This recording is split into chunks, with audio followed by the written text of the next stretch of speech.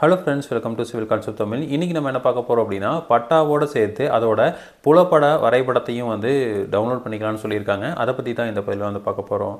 So Tamil Nadu government நிறையா வந்து service options வந்து வழங்கிட்டு வராங்க. அதில் வந்து பட்டா வந்து ஆன்லைன்லேயே நம்ம டவுன்லோட் பண்ணி பார்க்கலாம். முன்னையெல்லாம் வந்து பட்டா வேணும் அப்படின்னா நம்ம வந்து வருவாய்த்துறைக்கு போய் அங்கே வந்து தாசில்தார் அலுவலகத்தில் போய் அங்கே வந்து எழுதி கொடுத்து நம்ம வாங்க வேண்டியது இருந்தது.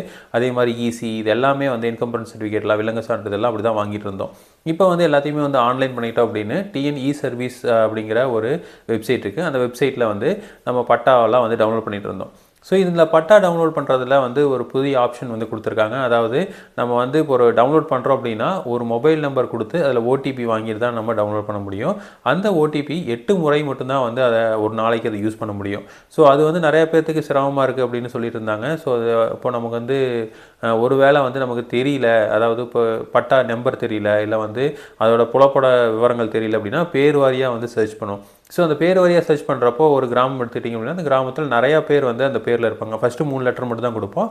அந்த 3 லெட்டர்லேயே வந்து நிறையா பேர் இருப்பாங்க. இப்போ ஒரு குமார் அப்படின்னு எடுத்துட்டிங்கன்னா ஒரு 10 குமார் இருக்கும். அப்போ நீங்கள் ஒவ்வொரு புலப்படத்தையும் நீங்கள் பார்க்கணும் அப்படின்னாவோ பட்டாவையும் பார்க்கணும் அப்படின்னா ஒவ்வொரு தடவையும் நீங்கள் வந்து அந்த ஓடிபி வாங்க வேண்டியது வருது. ஸோ இப்போ அந்த ஓடிபி வாங்கிட்டு ஓடிபியை வந்து நீங்கள் எடுத்து அதை அனுப்பி அதை உள்ளீடு பண்ண வேண்டியது இருக்குது. ஸோ அப்படி பண்ணுறப்போ பார்த்தீங்க அப்படின்னா ஒவ்வொரு தடவையும் பண்ணுறப்போ அந்த 8 முறைக்கு மேலே வந்துறதுனால உங்களால் பண்ண முடியாது அப்படிங்கிற மாதிரி வந்துருச்சு. ஸோ இதையெல்லாம் வந்து மாற்றணும்னு சொல்லிட்டு இருந்தாங்க. பட் ஆனால் என்ன அப்படின்னா கவர்மெண்ட் அதெல்லாம் மாற்றலை.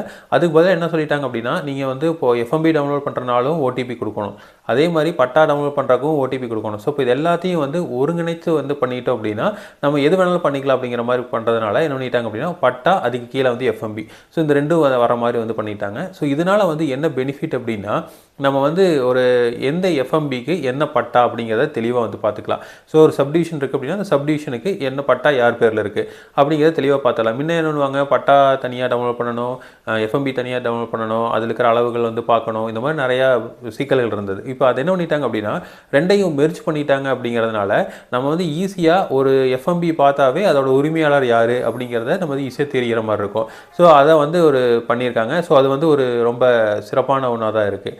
ஸோ அதனால வந்து பார்த்திங்க அப்படின்னா நம்ம ஈஸியாக ஒரு பட்டாவையும் அந்த எஃப்எம்பியும் வந்து டவுன்லோட் பண்ணிக்க முடியும்.